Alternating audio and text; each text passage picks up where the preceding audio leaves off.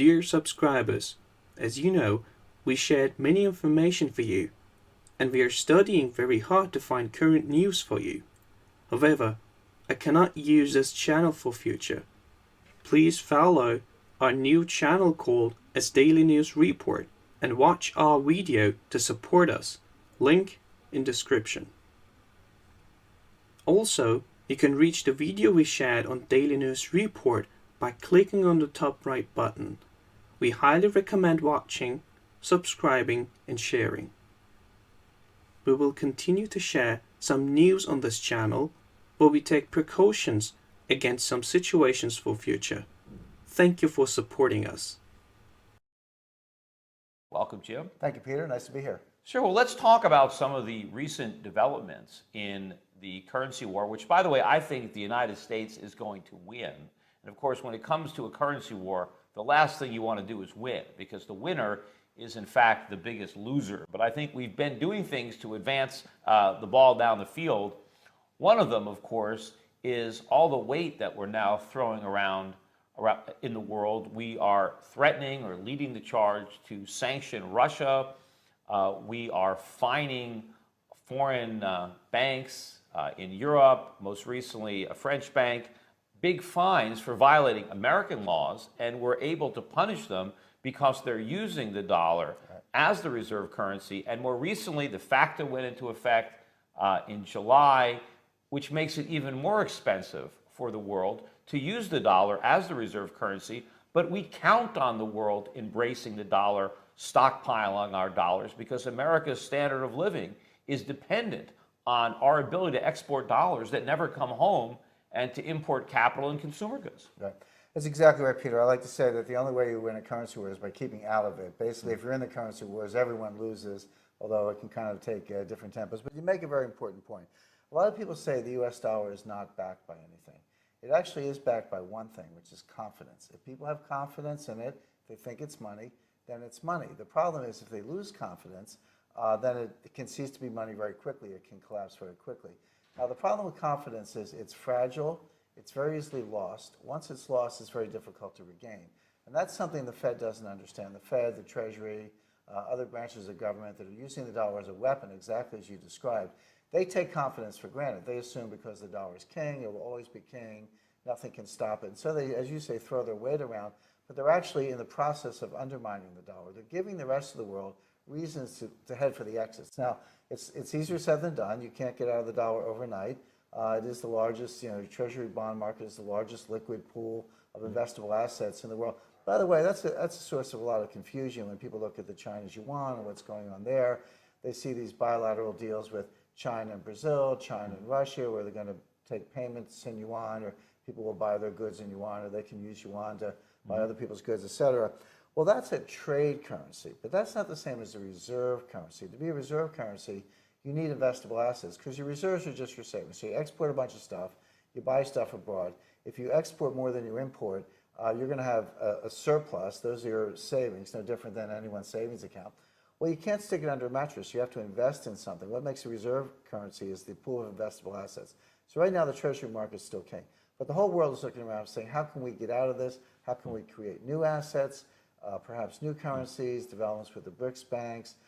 People, once you start accepting yuan, you're going to look for something to invest in. So all these things are in play. Let's get in there, because first of all, it's not like there aren't plenty of reasons to already want out of the dollar. It's not like we have to create new ones, but it's so ironic that that's how arrogant we are. I mean, how much we really don't understand the precarious position that we're in when it comes to the rest of the world, that we're actually antagonizing them when we should really be sucking up to them. But you mentioned the BRIC banks. I mean, here there's an effort now going on with China predominantly, but also some of the other BRIC nations, to create their own version of the IMF, which is going to be mainly backed by China, which has got trillions of dollars, of course, in reserves. So China can really do what it wants, but to really create some independence and to allow China to increase its influence among other nations by saying, look, you don't have to suck up to the United States or the IMF, because we're here. We're an alternative to that. Well, you're right, Pierre. A lot of people do want to get out of the dollar, but it's like saying a lot of people want to get out of prison, but it's easier said than done. So what the world is doing is organizing a jailbreak, if you will, to get away from the dollar. And all the things you mentioned and a lot more are all sort of straws in the wind, but if you connect them all, you can see this. pattern emerging. So number one, the BRICS banks. So Brazil, Russia, India, China, South Africa, the 5 BRICS members, started this bank with a $100 billion contingent reserve arrangement. So let's say you're Brazil and I'm India. I have a currency crisis. Well, I can borrow money from you, or you could lend money. China could lend money to either of us, et cetera.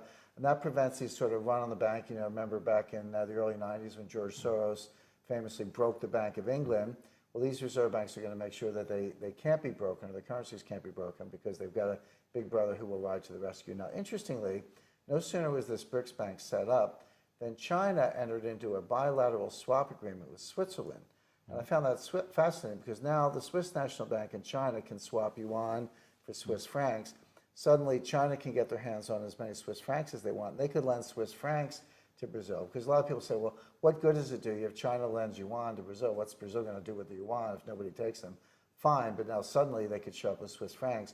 There's nobody in the world who won't take the Swiss francs. So, and of course, there's a lot more francs now because of all the euros the Bank of Switzerland has been buying to keep the Swiss franc down, much the way the Bank of China has had to buy dollars to keep the yuan down. But also, you know, you mentioned these bilateral currency deals.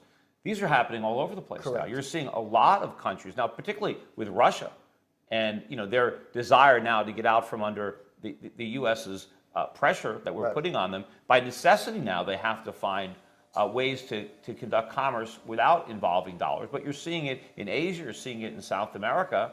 I mean, this is a big trend. Well, it is, and we're in a financial war with Russia. There's no other way to understand it. This is not just sort of, you know, superficial economic sanctions. We're at war with Russia without firing a shot, using financial weapons. Now, President Obama spoke about something. He hasn't done this yet, but he spoke about something, and Putin was more fearful of this than anything else that's been talked about, which is cutting off Visa and MasterCard dollar processing in Russia. Because, you know, Russia in the 90s, when, you know, communism fell in 1991, they went to free market, it was very chaotic. Well, they didn't have a mature banking system. They didn't have a credit system, consumer credit. So MasterCard and Visa came in and set up this whole system. Now, they're utterly dependent on it today. Now, Putin's, people say, why is Putin doing what he's doing? He doesn't care what Obama thinks, but he does care what the Russian people think. His popularity is about close to 90%. The opposite of Obama's, which is now down at 40, Obama's plunging to 40, but Putin's pushing 90. But if you cut off the Visa, MasterCard, watch the Russian people turn on him, because that hits them in the pocketbook. They hit them. Well, I read something that he's working out a deal with a Chinese credit card company. He's doing a couple things. Number one, he's told MasterCard and Visa they have to put up a multi-billion-dollar security guarantee. So if they do suddenly cease payments, he's going to seize that guarantee and use it to kind of keep the wheels in motion. But the other thing he's doing, you're right, Japan, China, and others do have mature credit cards. In China, I think it's called the Unicard, if I'm not mistaken. But they have a very well-developed credit card. You could bring that to Russia. So combine that with the petrodollar deal. The Saudis feel stabbed in the back because of U.S. détente with Iran. So all of the legs of the stool are being pulled out. China wants to get out from under the dollar. They're buying gold. That's very clear. Russia wants to get out from the dollar, so they're not victimized in the financial war. Saudi Arabia wants to get out from under the dollar because we don't guarantee their security anymore. And there's a lot else going on. The Swiss are joining in. So it doesn't happen overnight. It happens in small stages. But at the end, in the end game, it could happen very quickly. And any investor who doesn't have some gold as an insurance policy is taking enormous risk. And I think that Obama is overestimating our strengths here, or underestimating our weaknesses, because we're not equipped to fight this financial war, given how dependent we are on foreign capital flowing into the country. So we really can't win this war. And it seems like, you know, the president is very arrogant, and, you know, just like he made mistakes about Obamacare and the assumptions that he made there, and even the assumptions with Iraq. I mean, he was so confident when we pulled out of Iraq that everything was going to be fantastic over there. How arrogant and ignorant at the same time to not understand the situation that existed there, despite all of the military intelligence and all the experts that he had.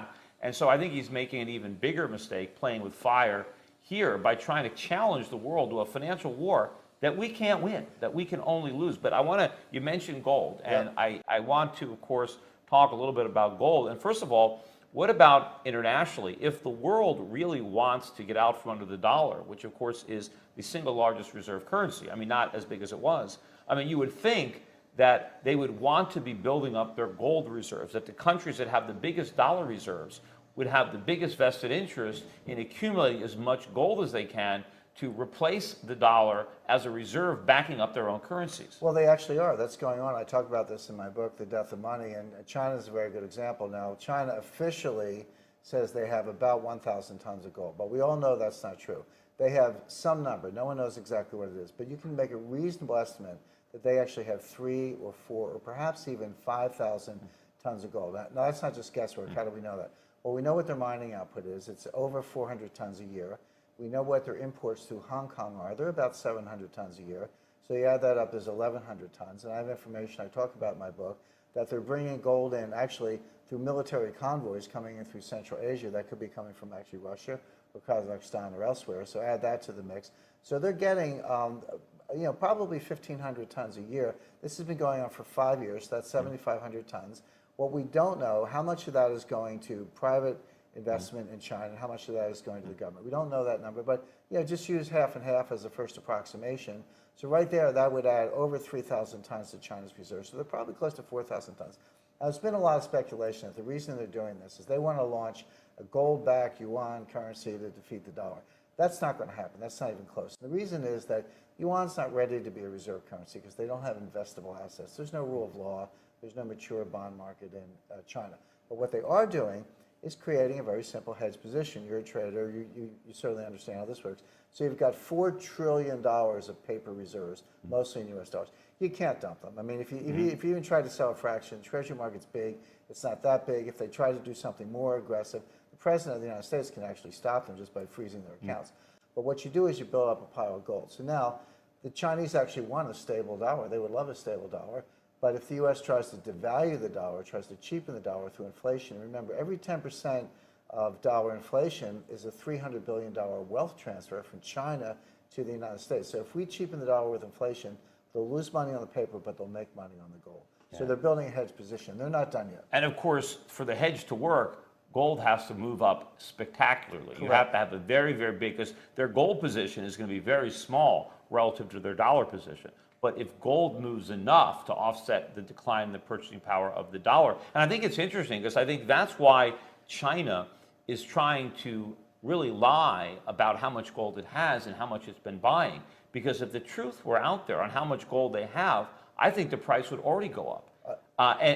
So if you really want to buy something, you don't want people to know how badly you want it or how much you want because they're going to raise the price. So I think China is trying to quietly buy as much gold as they can because they need a lot of gold because they got a lot of dollars. So they're trying to buy as much as they can, as cheaply as they can. Correct. So they lie about how much they have. I think we also lie, but maybe we pretend we have more than we do. That could be, so we say we have all this gold and maybe we don't, and China claims they barely have any, but they probably have a lot more. Well, I think we have good reason to believe we have the physical gold. Now, is it leased out? Yes, that's the thing. Now, so it's hypothecated. We have the physical gold in Fort Knox and West Point where we say we do, but it is leased out. The gold manipulation, by the way, is so blatant at this point. If I were the manipulator, I'd be embarrassed because it's very clear. To me, that's non-debatable. And also, Branches Metz, a professor at NYU Stern School, has done some excellent research on this. She's an expert on this. There are other published studies. So this isn't something we have to speculate about anymore. The question is who's doing it, and people like to point a finger at the Fed, and maybe through the BIS they have a hand in it.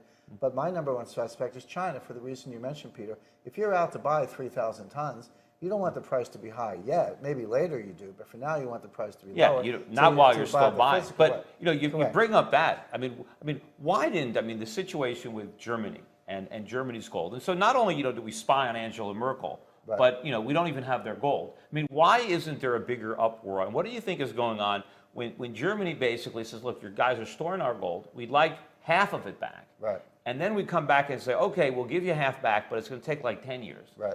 And here's our timetable. Right. And at the end of the first year, we give them 1/10 of what we promised we're going to give them. And now all of a sudden they've changed their mind and say, okay, we don't need it. You can keep it. That's another thing that's not very well understood. The dirty little secret there is Germany doesn't want the gold back. They asked for it, but that was only because it was a political issue. In September 2013, Angela Merkel was up for election. There was a minority party that was making noise about this, saying, why is our gold in New York? Why are we risking? The U.S. could confiscate it, which I think we might at the end of the day, in desperation. So that was only announced to appease that party to help Merkel's coalition. Once she won the election, they didn't need those guys anymore. The Deutsche Bundesbank doesn't want the gold, but here's why. They're part of the manipulation. But the manipulation is centered in London and New York. London and New York have mature leasing markets. Frankfurt doesn't. So if you move that gold from New York to Frankfurt, it actually reduces the floating supply available for lease because nobody's going to do a German language lease. There's no leasing market in Frankfurt. So if you're part of the manipulation, which they are, you actually want the gold in New York because that's where the manipulation is centered. So it's sort of, the Germans don't want the gold, but the reason they don't want it is a bad reason, which is they're part of the manipulation, and New York is the center of that. But the question is, could we have delivered it, or did Germany know that we weren't going to deliver it? Well, again, there's a lot of confusion about this because people don't understand gold leasing. They think if J.P. Morgan leases from the Fed, which they do, that somehow they back up a truck and take the gold away. They don't. The gold is there. But they get paper title to it, and that's all you need. And then you go out and sell 10 times 10 times the paper title and the so-called unallocated gold through the London Bullion Market Association. Now you're flooding the world with gold contracts. All these people out there say, well, I own gold. They don't own gold. They have a paper bilateral contract with J.P. Morgan. If they all showed up for the gold, J.P. Morgan would terminate the agreements under force majeure clause, give everyone a check at yesterday's price. You would not get today's spike, and there's nowhere near enough gold to go around. So there's manipulation galore. Yeah, well, but it's a basically, little more sophisticated. it's all basically they've sold the same gold over and over again, Correct. and you have all these people who think they own. It's kind of like that the movie The Producers, where the guy he assumes the movie's going to flop, so he sells interest to so many people, and then when it's a hit, they all come back and they want their share. But of course, they've oversold the deal, and it's the same thing, or maybe it's like a little bit of a Bernie Madoff or some kind of a scam. But what about Switzerland? Because I don't know when this vote is supposed to come up, but now the Swiss, right? They have a referendum coming on the ballot to back the Swiss franc. I think 10% by gold. I think is that it used to be legally backed by gold 20%. They would want to do two things. Number one, this referendum, but they have an open system. If you get enough signatures on a petition, you can get on the ballot. I think this vote is scheduled for early 2015. I was in Switzerland recently. My last trip to Switzerland, I didn't see any banks. I went to gold storage. I went to gold vaults and gold refiners, the people handling the physical.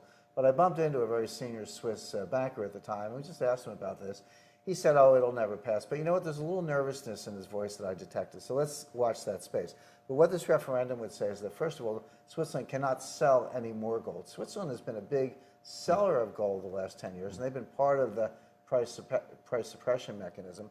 But then it would furthermore say, exactly as you said, Peter, that the Swiss franc has to be backed by gold in such a proportion that they would actually have to go out and buy gold to fulfill that backing function. Well, especially because they've bought so many euros in the past 4 or 5 years. They had to print the Swiss francs. Look, it's interesting that all the bankers and politicians are against this. Right. And these are the same guys that would have been in favor of it, 20 years ago when Switzerland really was the last country to leave a gold standard or break any tie between its currency and gold. And the Swiss franc really was, the gold standards of currencies, right, until then. But the Swiss people pride themselves on sound money, the Swiss banking system. You would think that they would embrace it, but they're scared because the bankers want to play ball with the European bankers. They want to play, with the Americans. They don't want their hands tied. But from the point of view of a citizen, of a saver, that's exactly what you want to do. You want to tie up the central bank's hands. You want to tie the government's hands down, bind it in golden handcuffs so they can't create all this inflation. They can't undermine your economy, inflate bubbles. No doubt that the bankers and the elites are against this, but the people of Switzerland might support it. And there might be an interesting connection, actually, between what happened in Germany and what's going to happen in Switzerland, because the Swiss are sitting there saying, hey, the Germans couldn't get their gold back. Now, there might have been bad reasons for that, but they couldn't get their gold back. So that might cause the Swiss people actually to vote in favor of this. So let's watch it, but I think it'll be early 2015. We'll know then. Plus, the price of gold has been trending up for the last 13, 14 years. Last year, notwithstanding, and it's up again in 2014. Right. And so the Swiss are selling their gold, and they're losing money. The gold that they're selling is more valuable. Great. I actually did, all these calculations are in my book, but they've lost billions dumping their gold. And by the way, 2013, you're right, it was the first year in 11 years when gold was down. But that's because the big banks looted the GLD warehouse. The GLD, that's the ETF, that warehouse disgorged 500 tons of gold onto the market. That's over and above mining output and other sources. Well, you can't do that twice. You take another 500 tons out of GLD, there's not enough left to pay the bills. So that was a one-time event. We're not going to see that, and you're right. Well, and the other problem for the speculators, because the people who bought GLD, they're going to be back. Once the trends change, the hot money is going to want back into gold. Correct. The problem is the gold's not going to be there for the GLD to buy. Right. So when the speculators want in, and a lot of these guys are actually now short. So wait till they have to cover. Not only the buying for the short covering, but you've got buying from the new investor hot money. typically, right, when things go wrong, right, people seek out a safe haven, and the U.S. Treasury market has been the safe haven. But at some point, it can't be the safe haven. You can't bid Treasury prices to the moon. The yields are too low because pretty soon the safe asset becomes so risky that nobody can touch it. Right. So that at some point, the flight to Treasuries can't go on. So what are you going to buy when you're worried when it's too dangerous to buy Treasuries, especially if the next crisis is a dollar crisis? You can't hedge dollars in Treasuries. Right. Right. So you got to buy something else. Down, so right? you got, which brings me to, I wanted to ask you also about the ending of the London fix. Yep. The scandal there involving the AMP and fix in London, now the silver fix, and what does that mean for the gold market if we move beyond that? And was that part of the manipulation? Did that in any way help to suppress the price of gold? Well, it did. I mean, the London fix was a sort of a manipulation within a manipulation. So that was a little ring manipulation within the much larger manipulation conducted on the COMEX and through leasing and intermediary through the BIS. The BIS are a bunch of sweethearts. They fronted Nazi gold during World War II. The Nazis were selling gold to the BIS to get currency to buy weapons and other imports. And the president of the BIS at the time was an American. So you had an American president of a bank fronting Nazi gold to get money to kill GIs. That's how corrupt they are. So a bunch of sweethearts over there at the BIS, but they're in the heart of this thing. But yeah, no, I think you're exactly right. This will, the London gold fix is less and less significant. Look, the whole gold market, not just the gold, but the gold market is moving to Shanghai. The vaults are there. The refineries are starting to crop up. They've redefined good delivery. Good delivery is the old 400-ounce bar. The 400-ounce bar was specified almost a century ago because it was so inconvenient. They didn't want people with gold in their pockets, so they came up with a good delivery that nobody could carry around. The Chinese are going to the 1 kilo bar. 400-ounce bars can be what they call 2 nines, 3 nines, 99% pure. The 1 kilo bar that the Chinese like is 4 nines, so that's 99.99% pure. That's the new standard. So the vaults, the refineries, the gold standard, the trading are all moving to Shanghai. They're rewriting the rules. Well, it makes sense. Look, the savings are there, the productive capacity is there, the economic freedom is there. And just like America, when we became the most powerful nation because we embraced freedom in a way that had never been embraced before, and we became wealthy because of our free markets, we had all the gold, right? That's why the dollar became the reserve currency, because we had so much of the world's gold. But we've lost all of that, and it makes sense that the nations that have gained what we lost are now going to take the gold, right? The gold is going to flow from the debtor nations of the West, right, the welfare states, to the new freer markets, dynamic savings producing nations in the East. Correct. In 1950, the United States had 20,000 tons of gold. Today we have about 8,000 tons. So that tells you the story right there. Yeah. Now, also, there are some people that argue that, look, the new gold are these digital currencies that, Bitcoin, people are saying is, this is gold for the digital age, gold 2.0, that, as these paper currencies fail, right, as we have these currency wars, and, I think the ultimate winner is gold, and certainly the death of money is the best thing for gold, because gold will never die. Gold is real money. But now you have people claiming that, no, that Bitcoin, or, maybe some other currency, but certainly the most people are behind Bitcoin. You have the biggest user base, the most fanatics behind Bitcoin, saying, no, Bitcoin can work. Bitcoin can now replace the dollar, the euro, the yuan, the yen, that the world can have confidence in this. And so the currency wars, or this inflation, is going to ultimately move everybody into cyber currencies that are created privately, that are not beholden to governments and central banks. What are your thoughts on Bitcoin? Well, look, anything can be a currency. The question, but you put your finger on it, Peter. Do people have confidence in it? At various times in history, shells have been currency, feathers have been currency, beads have been currency. So anything can be a currency, and Bitcoin can be a currency, but only if people have confidence in it. And the same is true of the dollar or the euro or anything else. And now I have a number of problems with Bitcoin. Number one, if you ask somebody what a Bitcoin's worth, they'll say it's worth $500 or $200. Well, I said, wait a second, you're talking about dollars. And even the dyed-in-the-wool Bitcoin advocates will express the value in dollars. So I'm saying you're really tied to the dollar standard whether you like it or not, number one. Number two, Bitcoin has not been through a business cycle. It's just been a very weak recovery, but the economy has only gone up since the invention of Bitcoin. So we don't know how Bitcoin will perform in a panic. We don't know how it will perform in a downturn because we haven't seen that. Third problem I have is that people don't understand the tax aspects of it. If I buy a Bitcoin for $200 and I cash it in for $300 of goods and services because it went up, I have to take the 100 difference and put it on my tax return as a gain, no different than if I bought IBM and sold it at a profit. I've got to report the Bitcoin gain. Well, I dare say no one's doing that, or practically no one's doing that, which means all the Bitcoin users are tax evaders. We know the IRS is used for selective political enforcement. We know how corrupt the Justice Department and the IRS are. So I'd hate to be a Bitcoin guy with unreported Bitcoin gains in my tax return, where the Justice Department selectively comes after me. So that's one And more thing especially to worry when they about. get you with your interest and late penalties. Correct. Because that ends up being and more. we know the NSA is looking over your shoulder. Yeah. So there's a lot to think about with Well, the regard to real Bitcoin. problem that I have with it, first of all, you have over 400 now other digital currencies, so Right. the supply of digital currencies seems to be infinite because they Right. keep coming up with them. Sure. Maybe they'll come up with one that's better than Bitcoin. Maybe they already have. I mean, who knows? Just because you're the first doesn't mean you're the best. But the real problem is, absent a unit of exchange, there is no value in Bitcoin because there's nothing that you can do with it except give it to somebody else. People overlook the historic value of gold as a standalone commodity because people desire the physical properties of gold. Even if you aren't going to give your gold to somebody else in a transaction, you can use it. Right? Gold has a use. There are properties that make gold desirable, even if it wasn't used. But if you have a Bitcoin and if people lose confidence in them because they no longer want them, Correct. then what can you do with it? Absolutely nothing. Right. There's no floor on that. And you're absolutely right about it. Gold is genuinely scarce. People talk about rare earths, these particular minerals that are used in certain applications and engines. Gold is more rare than rare earth, first of all. And the other thing is people think Bitcoin is cool because it's a digital currency. The dollar is a digital currency. You and I may have a few bucks in our pocket when we walk around, but credit cards are digital. Payment online is digital. Electronic bank account, wire transfers. The Treasury market hasn't had a paper Treasury certificate since 1982. So the dollar is a digital currency. Bitcoin's a digital currency. Good luck to all of them. They're all based on confidence, and when confidence is under stress, people go to gold. Yeah, I mean, people say, hey, we don't want dollars because they don't have any intrinsic value, so let's take a Bitcoin, Correct. but neither does it. And yeah, ultimately, I think it's going to collapse. To me, it's like tulip mania.